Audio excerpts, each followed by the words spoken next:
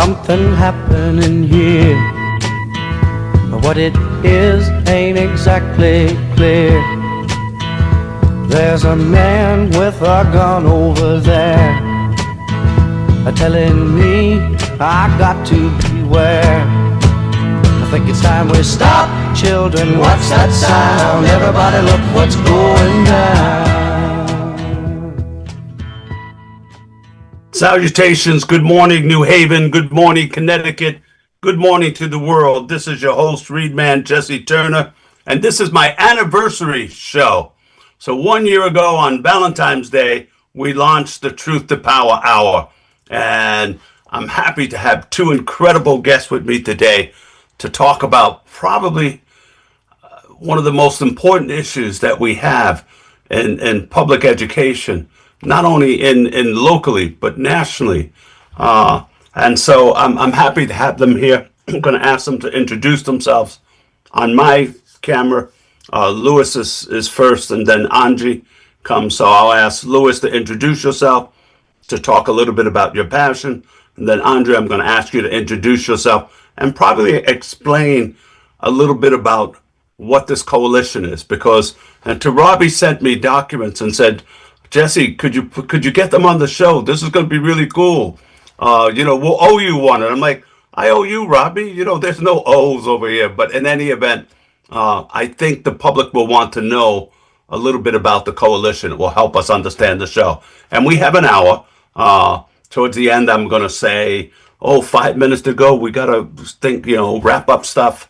And we want to end with the hope. And I've looked through your documents, and there's a lot of actions we could take. Call legislators, sign on to letters and things like that. So we should end with that stuff, things that the public can do to help out.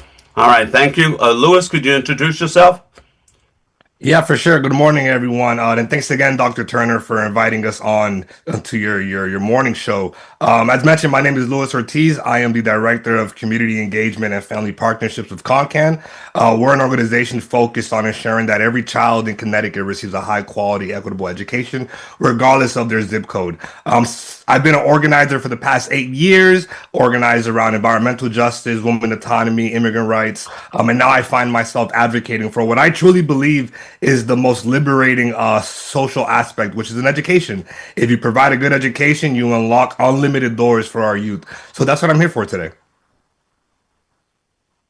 Thank you. Angie? Good morning, everyone. Thank you, Jesse, for having me here.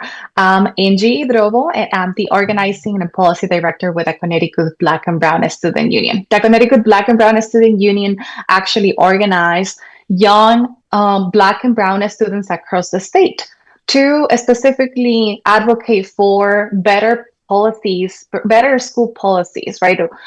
We want to make sure that students that are currently in the public education system in Connecticut are having the best education and the education that they deserve.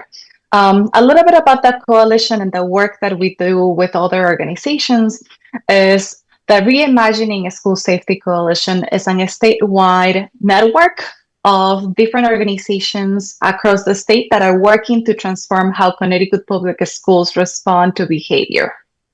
And this year in specific, Jesse, we're focused on ending the use of suspension and expulsion for nonviolent behavior. Perfect. Now, if one of you could help our audience know what's the difference between suspension and expulsion, I think that will be helpful for the John public. Yeah, so there's two different types of suspension in the state of Connecticut. One that is called ISS, in school suspension, and another one that is called out of school suspension. So students can be suspended, and the school can decide if the student will stay inside of the school or if the student has to serve their suspension outside of the school. Currently, in the state of Connecticut, students can serve out of a school suspension for 10 days maximum in a row, but also students can serve for 50 days. That's the maximum days that students can serve for out of a school suspension, but only 10 days per row. Expulsion means that students are expelled from the school. So that means that if the student is giving more than 10 days in a row. For example, if a student is giving 11 days, that means that the student is expelled, right? Or if they have done more than 50 suspensions for a year, the school administration can decide if they are expelling the student. That means removing the student from the classroom and from the school. And the student, the family will have to find another program, another alternative for the young person to get education. Yeah, this is hard to fathom that we take schooling as a right, not a privilege. So we could get, and I tend to think that if I look back at my own life, there were times that I wasn't the perfect student in school. Although I was a smart kid, a nerd, an athlete, I could be a pain in the butt. But 50 days is excessive. The idea that I don't know what my mother, I'm a product of a single parent household. I don't know what my mother would have done if they came and they said, well, he's expelled to the school, he can't come back here. Is this what we mean by expulsion? You can't come back to that school, and I think you said you have to look for other options. Parents do that. It seems excessive to me. So maybe we continue so the public understands. As a teacher for over 4 decades, I can say that if I took you out of school for 50 days in a school year, there's no way you're going to catch up. There's no way you are going to be able to make it to the next grade. And even if you do in high school, grades are a little bit shady. So it's not like the second grade to the third grade, it's credits. And you could find yourself, I know as a high school teacher, I could find students that are 50 credits short of graduation, and that would be a whole other year, maybe 2 years for them to do. So I get this piece. I think the other piece, the public is going to think. We look at the news every day, and if we look at the children closer to us, our nephews, our nieces, the kids in our neighborhood, they're not really vicious or mean, but the public perceives as the stuff that kids are out of control today. So I think it's also we have to help the audience understand. You get expelled or suspended for violent behavior. Is that it? And what is violent behavior? And how do we define it? And to me, because if the regular person is listening on the radio, they're thinking violent behavior is Lewis jumped up and punched Dr. Turner, kicked him, threw him down on the ground, started throwing chairs at him or whatever it is. But what are we calling violent behavior? Is it consistent? Is it steady? Because I've looked at your safety coalition, reimagining safety in schools. It's about a 30-page document, or 20, probably 20 double-sided, and it has a lot of great information on it. But it talks about this. So, one of your goals is to define this violent behavior, or change it from a narrow definition. What is the current definition that you'd like to see changed? I'm sorry, Angie, Lewis, either one of you can take that. It will be helpful to the public to see that. Yeah, thank you for the question, Jesse. I think it's very important for the public to understand that currently what is on the statute, what is on the law, is that school administrations, in a specific, who has the authority to approve suspensions and expulsions, is the Board of Education of each school or of each district. And the language that the law currently has, it's very vague. So the schools can suspend a student for behaviors that are violent and that are not violent. Meaning that some of the students that we work with, a majority of the students that we work with, have been suspended because they didn't comply with the dress code at the school, because they were talking to a friend in classroom and the teacher asked them to step aside and to serve a suspension. There's also situations where students have a lot of questions to teachers and want to challenge the thinking of the teacher, and the teacher does not know how to handle that situation. they think is insubordination, and they ask the student to step, out of the classroom, and they serve suspension to the student. So really important for us and for this campaign is to note that currently the law has vague language around suspensions and what schools can serve suspensions for students.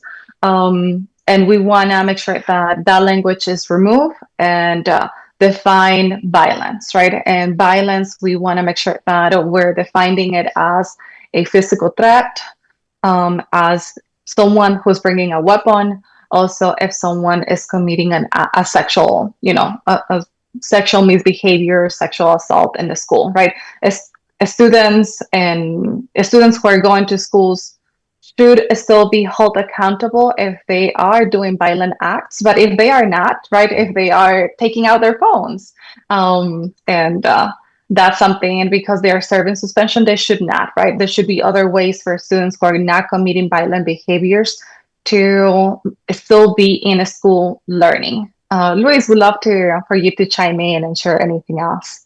Yeah, I think you pretty much nailed it on the nail there, Angie. And just for the listeners, to be clear, what we are not advocating for is a complete removal of suspensions or expulsions. What we're asking for is let's clearly define what they mean and when they're meant to be used, so that we're ensuring that our students who are taking out their cell phones or potentially are talking back to teachers, that they're not losing more critical instructionary time within the classrooms. We already know that through, before COVID, there was a little bit of a learning gap. Then COVID came, and now we have even widened the learning gap that there is. So the last thing that we're trying to do is to continuously remove students from the classroom, right? And Connecticut, compared to most of its peers in the nation, we've actually been pretty progressive in like the ways that we approach educational policy. We have been making slight investments in ensuring that our underserved students, our Black and Brown students, our students with disabilities are getting some of the resources that they need. The last thing now we want is to invest all this money into those resources only so that that desk remains empty. So again, the point is for us to clearly establish what is worthy of a suspension, what is worthy of expulsions, and everything else. Let's find restorative practices to ensure that not only is that child receiving resources to help them cope with whatever the insubordination or outreach was, but most importantly, that they still have an opportunity to learn and graduate on time with their peers. Yeah. So we understand that we use incidents that are just really regular adolescent behavior. So it might be that I wake up this morning, I like to wear hats. Maybe my school code is no hats. And then I'm thrown on the hat normally because, my hair is wild and it's blowing all over the place. It's not like I'm trying to be rude. So I might wear a do-rag to school because I'm late running for the bus, doing all this stuff. So codes of conduct. And also as a high school teacher, we don't want to say how many years ago for me, but as a high school teacher, we had an administrator who had a problem with a silly thing like this, chewing gum in school.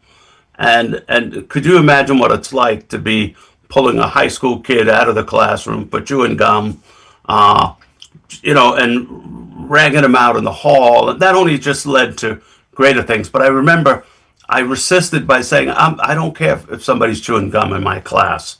I don't really care in that stuff. But there's a relationship I gather to when I read the school to prison pipeline research, and it's extensive. It's unbelievably extensive right now. But we start to understand that zero tolerance policies, and maybe that's when we talk about dress code issues. Maybe I'm supposed to wear a tie, or no sneakers, simple things like that. And these are the things that, if we study adolescent psychology, we're going to have trouble with a young person. And it's just going to be, it's normal adolescent behavior that if you criticize my sneakers in school and say I can't wear them, this could become a problem. So I imagine some of that. So when I looked at the document, she said this defining violent behavior. So that's the one that can get you expelled and suspended, expulsion? Is it if I committed violence? And are you saying that some students are slipping through those cracks for simpler offenses? Is that correct? Am I saying that right? Yeah, for sure. I would say, for students who, like, for example, might be repeatedly using their cell phones or not abiding by the dress code, those tally up, and eventually the next step within the current system that we have would be an expulsion, right? But I think I think when you mentioned the do-rag specifically, I couldn't help but like go back in time to when I was in school, when I had hair. I don't right now, right? But when I had hair, one of the styles that I really wanted was 360 waves. So I'd go to the store, I would buy the pomade, I would put it on my head, I would brush, line up the do-rag, right? And I'd go to school the next day, and I'd be the one I would be the one who would be reprimanded, right? And I think what we're also talking about here is a lack of cultural understanding, that just because we're choosing to express our culture in a certain way, that doesn't necessarily make us disruptive in the classroom, right? I like to compare the student with a do-rag who's trying to get waves versus a student who dyed their hair pink, right? Both are valid forms of expression, but clearly what we're seeing in Connecticut is that one is a little bit more accepted than the other. So a quick example, nearly half of all suspensions in Connecticut are issued for non-violent school policies violation, like dress code, insubordinations, and other categories. And the numbers kind of tie into that, right? We saw the 24-25 school year, our black students were, I believe, 7 times more likely to be suspended than their white peers. Our Hispanic Latino students were 3 times more likely to be suspended than their white peers. And even our non-binary students were almost 10 times more likely to be suspended than their female counterparts, right? So what we're also talking about here is a moment to have some cultural competency, so that we're ensuring that, like, we're understanding where students are coming from. We're understanding the communities that our schools are serving, that our educators are educating. And again, the whole point is that we're ensuring that every child has access to that equitable education. And by removing them from minor occurrences, we're just not accomplishing that goal. Sure, and the research also indicates that once I start, you're suspended or expelled once, then we do it again and again. It comes to affect your graduation, your chances of incarceration increase, mental health episodes, health, income. The whole thing gets impacted, and in reality, the state loses income, because for every student that graduates, they become a wage earner. They pay state taxes. They feed into the system. They buy our cars. They buy our houses. They buy food. They eat out. They do all those things, keep the economy going. And if I have practices that generate high rates of dropouts, that could be a potential. But I'm excited that I didn't know that half of these suspensions were for what I would consider just typical adolescent, resistance. If I called students out, teachers had called me out as a student, and the first thing you do is get a little defensive in the class, and if I turn that in, that's not violent behavior. So I'm looking through the document from the coalition's point, and am I getting this right, that what you're saying is if a student's going to be suspended or expelled, it should be for an actual violent behavior, and defined as that, because they're defining resistant, maybe me cursing at the teacher. And I'm thinking the world is different today. At 70, I can tell you nobody cursed. It didn't happen. The world would stop. Especially in a school, in that sense. But today's a different world. We have a president who often uses like offensive language, and this cultural composite. We saw Bad Bunny give us a halftime show that was a cultural revelation of Puerto Rican culture. And in the end, when he starts talking about every the Americas nations, Canada, Mexico, Costa Rica, everybody in that piece, you could see that people were in tears as they saw their flag come out at the end. But again, it's so when I'm looking at this course, also coming as the teacher, I'm going to tell you that from my experience, our PDs were never on these things. Our PDs were always on something curricular and a narrow curricular thing. How do we increase test scores? How do we improve reading rates and these kinds of things? So academic PDs and not PDs to understand adolescent behavior and the impact of this kind of stuff. And it does cost money. I've watched as you know, America spends $23 billion every single year more on predominantly wealthy white schools than it does on schools of color. That's a massive amount of money. And so when we look at that, and then just a couple of weeks ago, at the beginning before the show started, I was telling Louis, Joel Sokol from Bridgeport, the Board of Education Bridgeport, said that the state of Connecticut has not increased the school funding formula since 2013. And he's calculated how much that would be. It's $1 billion. I forget, it was like $994 million. And so he said, that's $1 billion over there. So just increasing the school funding formula, and he's been pushing that. So while you're pushing these kind of initiatives, he's been pushing the state to respect the school funding formula and give schools the money, and it will help us do that stuff. Because I imagine if I'm going to keep in school suspension, I shouldn't just put you in a room with a teacher or a security guard. I should have you there. There should be counselors. There should be social workers. There should be people that understand this stuff. So I gather you're also fighting for that, an increase in resources, so that, because when I look at the in-school suspensions, to me, they will work best with restorative justice practices. And there was a time where Connecticut jumped very big into that, but it didn't give resources to schools to hire people. So it said to do restorative justice, but it didn't give them the people to actually do it. So maybe we can talk about what in-school suspension that was very effective and would help reduce further, future incidences. What might that look like?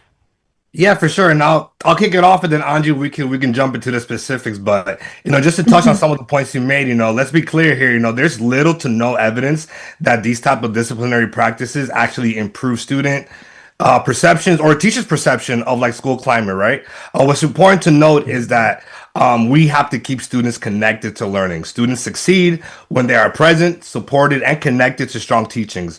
And safety and support, they go together. So real safety comes from strong relationships within the school system, clear expectations, and the right support. Now, our bill, as it stands, it has no fiscal note. So we're not asking for any funding, right? Again, Anji will get into the specifics of exactly what we're asking for, but we're not asking for more money. But this does seem to be a constant, for lack of a better term, rebuttal that keeps being brought up, is like, how much is it going to cost and what did this look like? And I like to paint it as a binary discussion. We're either going to invest in our education, or, as we know, because the evidence and research shows that when students drop out, they have a higher chance of facing the justice system, the school to prison pipeline. So with that being said, we're either going to invest in their education or invest in their incarceration, right? And I believe the same minded choice is to invest in that education.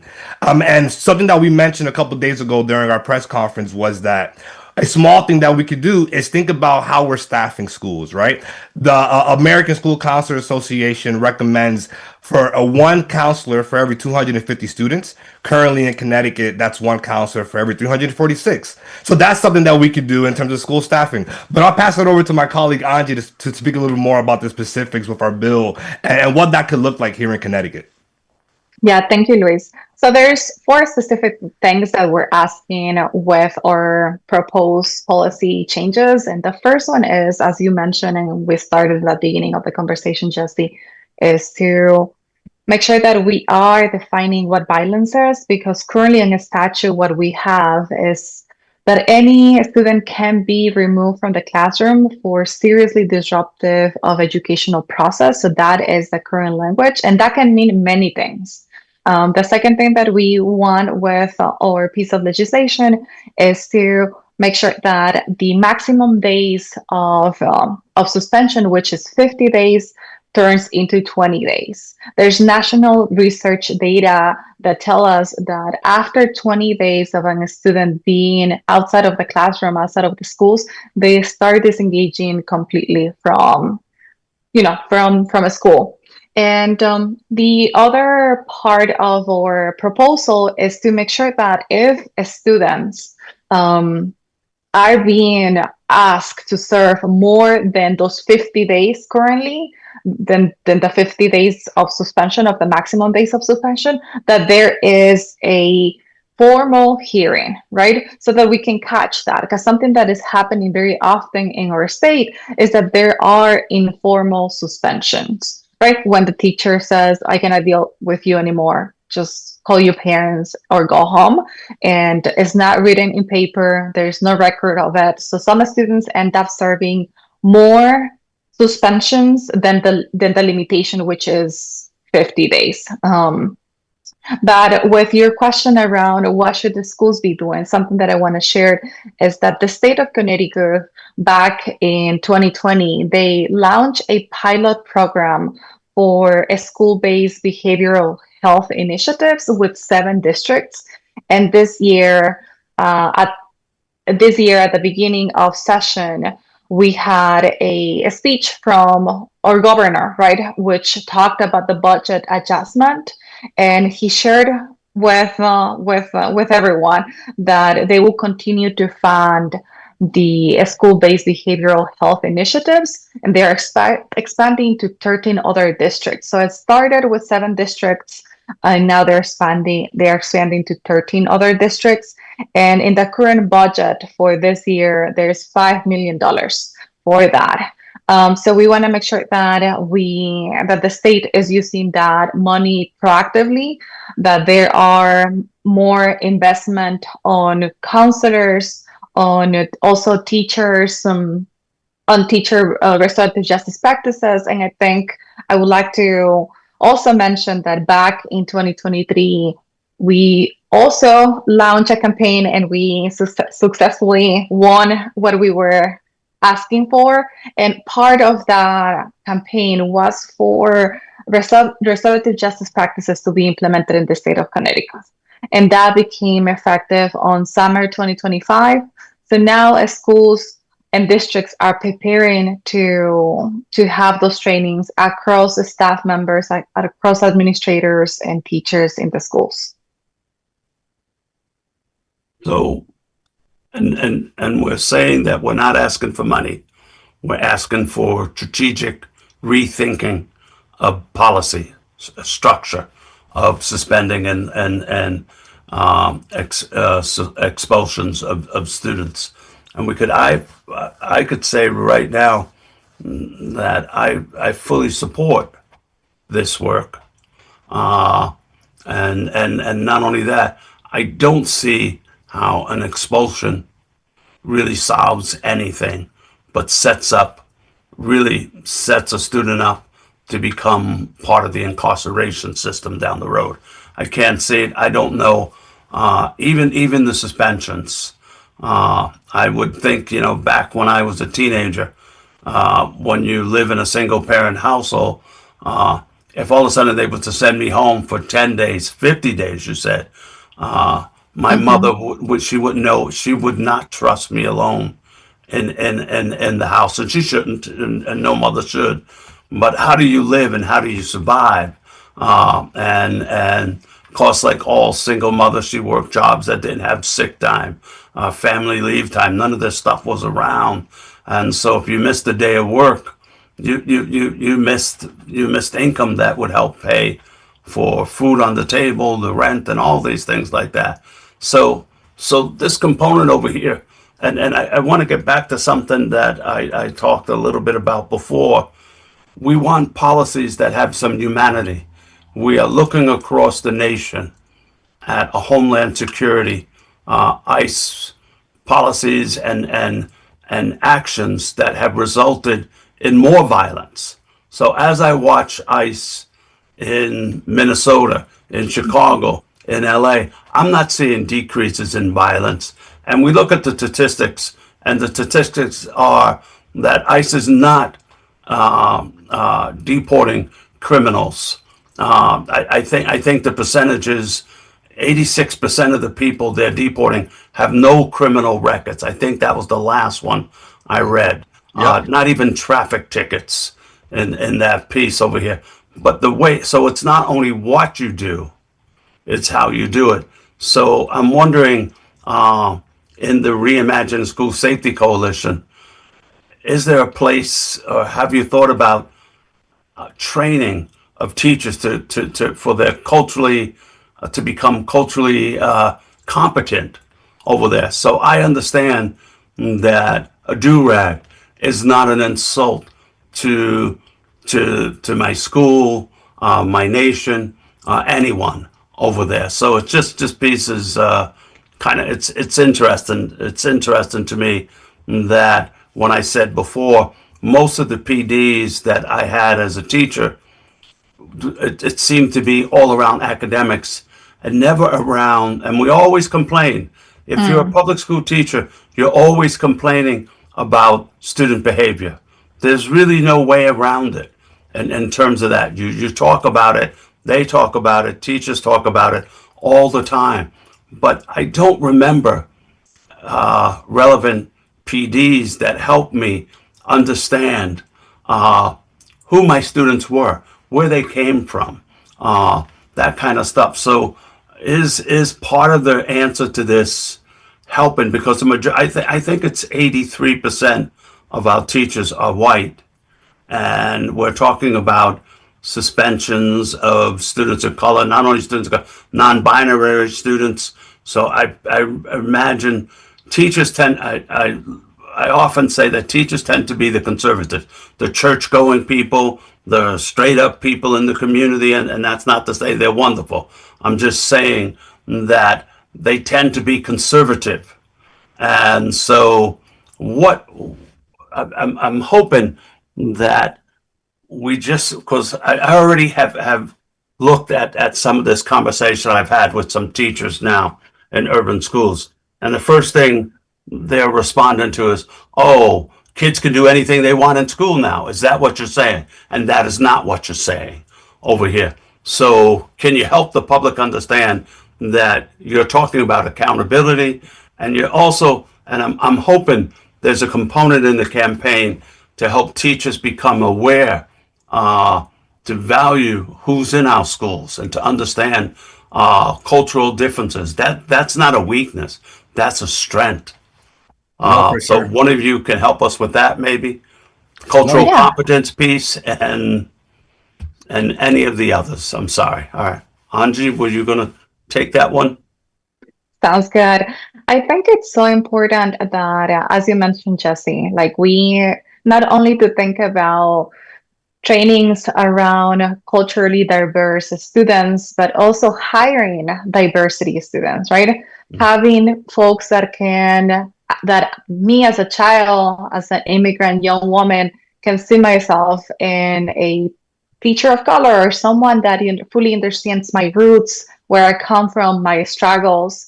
But if that's not the case, that at least the schools are thinking about proactively how can our teachers have more tools in their toolbox, so that when students are different from, because every child is different, right? Especially if you come from an immigrant family or you're coming from a working family, you might have less resources than others. Things might show up differently for certain students than others. So at least making sure that all school districts are thinking about how can we make sure that our teachers are more prepared to understand students' issues and their identities. But if also thinking about how can we diversify our staff or educators. Something very important that is coming up for me is that not only we have diverse children in classrooms, but also there's so many situations that children are going through. There is housing instability. There's some children that are homeless. There's food and stability back in their homes. So most of the times, the schools are their safe place, are the place where they are coming to get those two meals, breakfast and lunch. So taking them out of their classrooms and sending them back home because they lashed out, they talked back to the teacher, they did not know how to contain their emotions because they don't have those tools and those skills that, to be honest, majority of adults don't have either. And we should also, be going to the psychologist or have coaching and training. Children don't have that on their toolbox. So for me, as for our campaign, one of the big messaging points here is sending students back home doesn't resolve the root cause of the problem. You understanding, sitting down with a student, creating a relationship, calling the parents, having a relationship with the parents will make us understand what is happening with the student, so that when they come back, teachers can start supporting the student and not pushing them away, not excluding them from the rest. Because oftentimes what happened, and this is what we heard from teachers at our press conference this past Wednesday, is that oftentimes students just come back and continue to react negatively. And when you are breaking the trust with the student, it's really hard for them to tell you what is really happening at home or what is happening with them. And something that we're also learning is that, right, the impact of being suspended is very personal and immediate to the young person. They are back home alone, falling academically and socially, and they are absorbing a message. And the message usually is, I'm the problem to be removed and not the student to be worth investing in. And that really makes an impact, because we also had some people in the audience from our press conference that they share that they are the product of a suspension. But after being suspended, they didn't feel confidence in them anymore. They started doing things that they should not supposed to be, and they ended up being in jail and serving 13 years in jail. So there's a clear connection between suspensions and the school to prison pipeline. And I like to add also, just to be clear, one of our partners in this work is also E4E, which stands for Educators for Excellence. So as the name entails, right, they're a group of educators who have been helping us along with this. And teachers have been overburdened with large class sizes, lack of necessary resources for supporting, the individual needs of their students. And there have been calls for more training, more paraeducators, more school counselors that just haven't been met yet, right? And it emphasizes the point that, there are long-term impacts here, and keeping students engaged, inevitably what it does is it improves that trust, it improves graduation outcomes, it improves their health, and it improves, the economic outcomes of the state. And let's not, let's remind ourselves that this framing that we currently have of removing this order per se, it's not a solution, and it is causing more harm. Some of the 4 things that we list, and it's probably somewhere in the packet that you received, Dr. Turner, was, there's a push out, there's trauma, there's the mistrust, and there's the inequity that happens here. And none of that is conducive of a student being able to attain learning materials and being the best that they could be throughout their journey. So again, this is not a teachers versus students. This is not a parents versus school. This is a overall community effort to acknowledge that there are very good resources out there available if we just had the goal to be bold and ask for innovation when it comes to our schools. So it's a community effort. We have partners in the community who have experience with these components. It reminds me, so just some practical stuff. Because I'm from Central Connecticut State University, I've spent over 30 years working with Connecticut public schools.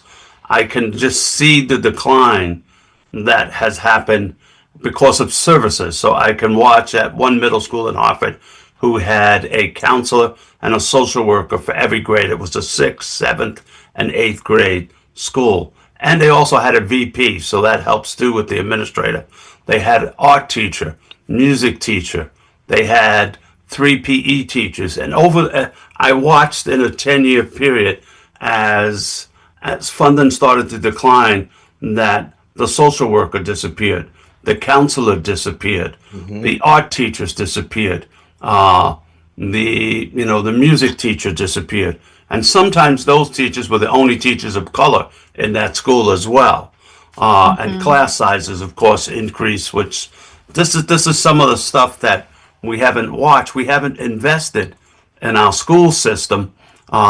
So yes, let's redefine. Let's reduce the suspensions and the expulsions. Let's make sure the kids who are expelled from school are truly violent, are truly a physical threat to themselves and others. That makes perfect sense to me. But if it's over because I wore my do-rag today, or I wore my sneakers rather than my black shoes, we're back to dress codes in schools these days, and so those things become stuff. We have principals who I've seen put on ridiculous, like, grandpa's ties on a student because they don't wear a tie. Well, that's just going to make me, if I'm just looking at adolescent psychology, I'm going to be a trouble student all day wearing that tie. It's why I'm thinking there has to be a component for there's a reason you say reimagining school safety coalition, reimagining. We have to reimagine schooling. And that point, reimagine suspension, expulsions.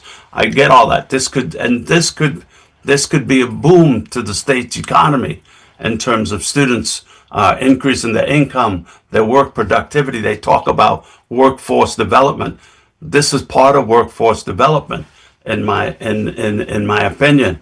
But I see all of that. So we reduced one of the pieces was to reduce the suspensions from 50 days to 20 days out of the school suspension per student. So that is one of the goals of that. I even think that's too much. I'm thinking we almost could we not go down to 5? Can we not go? Shouldn't the goal be 0 in that point? And of course, as a former administrator, I also understand that I need to have some place with adults who are specially trained to work with students if I'm going to keep you in the school and in a school suspension, that kind of stuff. So it's interesting, but the decline in funding for our public schools in Connecticut has to have a correlation to increases in suspensions and expulsions. Just part of that component. I'm enjoying, and I'm being educated, and I'm learning. I didn't realize that the maximum was 50, and I began a conversation saying that I was a teacher when 30 days of missed school meant I automatically had to retain you.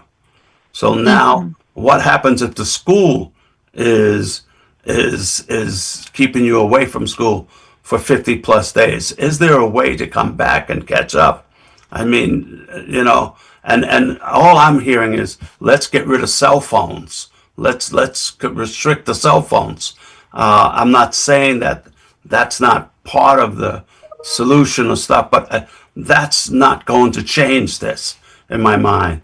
If you restrict my cell phone, just look at any adult at a bus stop or on a train or at the airport. I'll be at the airport next week, and I'm going to see everybody looking down at the cell phone. It's also public school has changed. I used to enter into a school in the morning and everybody was talking and congregating together, and now I can see them sitting on the floor quietly, well behaved, looking at their phones over there. So let's get beyond just restricting cell phones. That's part of the promise that I see in this component. So I'd like us to start talking about, look at the proposal that you recommended and tell us exactly what you're asking for, and probably we want to say, who should we contact? I know when I clicked on the form online, it took me right to connecticutgov.org, and I immediately could send a message to my state representative and state senator on that. And you are in New Haven, you're on the air in New Haven, so you got Gary Winfield listening on there, and we've got New Haven people, and I'm sure he looks at this and probably is supportive. But give us some Mhm. specifics again, going back to the four things that you recommended. Maybe let's repeat them again. It's like, it's sort of like, uh, my mother was a believer in prayer, so we're Catholics, and you do the rosary. It's the same prayer over and over and over again. And I say, Mom, we did that one already. And she'd be like, No, we got to do it again 7 times. And I'm like, Why 7 times? She goes, 7 times makes it right, And I'm like, Maybe not. Why couldn't we do it 3 times? And make sure not to skip a beat neither, Right, okay? and not don't skip a beat. So that kind of stuff. So let's talk about those four things that you're asking for again. And Angie, I'm sure you can help us with them too. What are the four things that the proposal is asking for, so that when people who are listening, if they're appreciative and understanding, we should tell them, and Lewis, you should be telling them, contact your state legislator, because we know this is after the New Year's. That's when we start talking about the budget over there and Mhm. new bills. And we probably, if there is a specific bill listed, I was looking in the document I got. I didn't see the specific bill yet, but if there's a bill, it would Yeah. be helpful for us to know. And Yeah. people like me will be your best friend. We'll annoy those legislators for you. So let's repeat the 4 points that we'd like to Sounds have, good. and then maybe one of you can take. Here's how you can help us. Okay? Per- Perfect. Sounds good. Thank you, Jesse. So the You're four welcome. things that we are asking, the first one is to remove vague language that allows the schools to suspend the students for subjective reasons. The second one is narrowly defining behavior as conduct involving physical injury or credible threats of immediate harm. The third one is reducing maximum suspension days from 50 to 20 days. And the last one is if a student is going to have more days of suspension than it's according to the state law, there should be a formal hearing. Those are the four things. And I can move us into sharing a little bit more about what the public and folks who are hearing us, how they can help us. And then I will throw it back to you, Luis. So we will have a bill number soon. We don't have it yet, but it's on the works. And for the folks that are currently listening to us, please look over our website. We will also link everything there. We have a toolkit of the coalition, which has a lot of information around who we are, what is the issue, what are we asking, and there's a section on this long document that says how you can take action. You can be part of our coalition if you belong to a specific organization that is doing, fighting for educational rights, fighting for racial justice or social justice. You can be part of this coalition. There's always a space for more voices and for more hands. The second thing that we will be launching very soon is how you can contact your legislator. This in specific this year is a short session. So from now to mid-March, we're going to be very focused on contacting all legislators who are part of the education committee. So in our toolkit, this long document that Jesse has been referring to, that will be up in our website as well.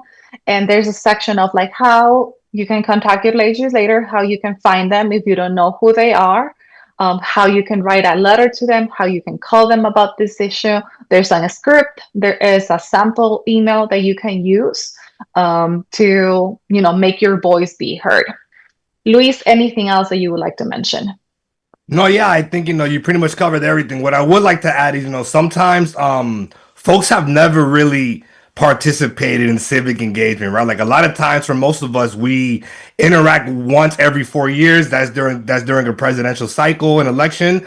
But more locally, we don't really get involved, right? So what I would ask folks to do is like if you've never been involved, don't be shy to reach out to us. You can follow us on social media. My organization, ConCan, on Instagram. Anji's organization with the CTBBSU, which is the Connecticut Black and Brown Student Union. Don't hesitate to contact us. We actually help folks. We'll help them come up with their put their story into a testimony. We'll go through mock public comment practices, because for folks who don't know, when you go to the Capitol to give public comment, you have a 3-minute time limit, right? So we help folks prepare for that. And again, the more stories that we have from the community is what truly helps get this across the finish line. Angie and I can be in that building every day, talking to the same folks, and they're going to be seeing the same faces, right? But when that public comment aspect, when that opportunity comes for the public to like truly tell our elected officials how they feel regarding certain policies, that's where we get the most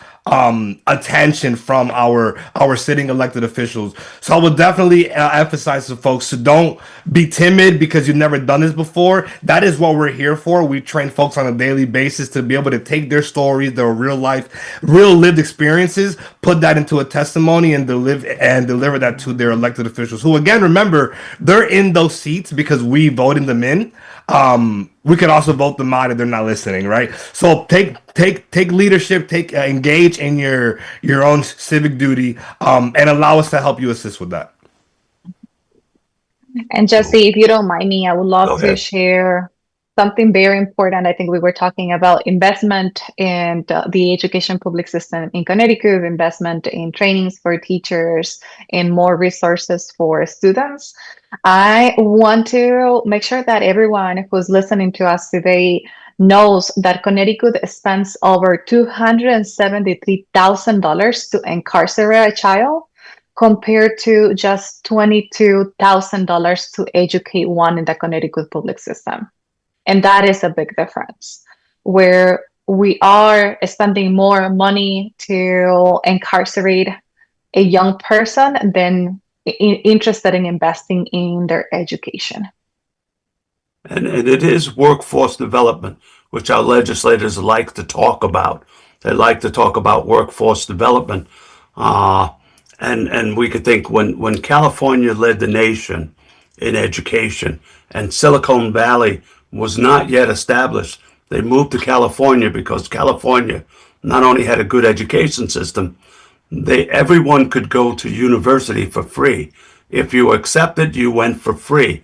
That attracted Microsoft. That attracted Apple. That attracted. So how are we going to attract the new startup companies, our AI companies? They're going to want to come to a state that has a good education system. They're going to want to come to a state that has promises. So that kind of investment, a figure that I use is that for every dollar you spend on school, you make $10 later on. Mm-hmm. So every student that I can keep from that $270-something thousand incarceration piece over there, and it just makes sense to me. So yes, Angie, we need a reinvestment, one that's humane, one that's compassionate. Teachers and students and parents are in the same bind. It's when you grow up in diverse neighborhoods, there were no more polite community members in my community than my Puerto Rican and Dominican neighbors. They or my Filipino neighbors. They everything was yes ma'am, no ma'am, thank you, no thank you. Very polite in that sense. So it's that other piece, that an embracing of culture also gets us to know how loving and caring. And I haven't met a diverse immigrant to our community that does not value education. I have, in 70 years of life, I've never met that. I've never met some parent who said, I want my child to be disrespectful. Mm-hmm. I want my child to cause trouble. No, that is not it. So I'm hoping that our parents get that, join the effort. Our students, I saw, we posted the Facebook group of Connecticut Black and Brown Students Unions on Facebook, but also I want white students to know, join it. You know how many Black Lives Matter marches I've been on with Bishop Selders in Hartford, and we would go on the marches, and I'd look around, and it was a diverse group of people: white, black, brown, yellow, you name it. That's who was in the crowd, the activists there. Same thing could be said when we look at Minnesota. So I'm hoping that listeners, if you're young and you're a student, go to Facebook, like the page, learn more about this stuff over there, and support. So, and Louis, when you need another face down at the Capitol, say, hey Jesse, what'd you say? You live in Elmwood in West Hartford? That's only 5 minutes away. I can go down Capitol Avenue. I go down there all the time. So if you need another person to talk to a legislator, I'm ready and willing. So we've got that. So we want to remind, because we're coming down to the last couple of minutes. You're going to hear Harry. The music will start, and then that will be our sign that it's over. So one last 30-second plea to the public. That's where we're at now. Okay, so each of you, either one of you could take the lead, and the second one can follow. You're about hope. This is about hope. Yeah, I'll lead it off and then I'll pass it over to Angie to close this off. Just to reemphasize the point that everything that we're working on with this bill is to ensure that every child gets an opportunity to learn and to grow, right? So if we're serious about that equity, if we're serious about that excellence, we have to do our best to keep students where opportunities live, and that's in the classroom. And remember, all this investment that we're doing in this high quality education, it goes to waste if the person or the thing that we're educating is an empty school desk. Yes. And for me is making sure that everyone who's listening to us knows that the taxes that we pay could go either to invest in incarcerating systems or into education systems. So let's make our voices be heard. This is about raising expectations, not lowering them, and making sure that every student has a real chance to succeed. All right. To me, it's sort of let's invest in children, not bricks.